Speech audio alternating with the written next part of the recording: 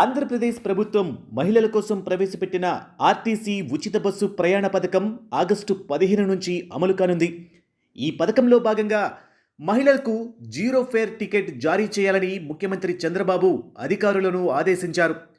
సోమవారం నాడు సచివాలయంలో జరిగిన సమీక్షా సమావేశంలో ముఖ్యమంత్రి మాట్లాడుతూ ఈ జీరో ఫేర్ టికెట్లో ప్రయాణికుల ప్రయాణ వివరాలు, ఉచిత ప్రయాణం వల్ల వారికి ఆదా అయిన మొత్తం మరియు ప్రభుత్వం 100% రాయితీని ఇస్తుందనే వివరాలను స్పష్టంగా పొందుపరచాలని సూచించారు.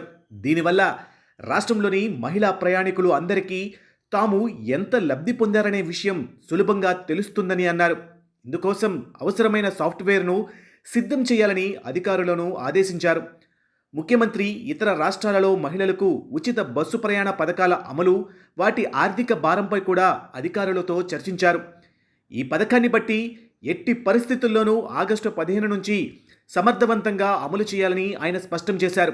మహిళలకు ఉచిత బస్సు ప్రయాణ పథకం అమలు నేపథ్యంలో ఆర్టీసీకి ఆర్థిక భారం తగ్గించి సంస్థను లాభాల బాట పట్టించే మార్గాలపై కూడా ముఖ్యమంత్రి చంద్రబాబు దృష్టి సారించారు.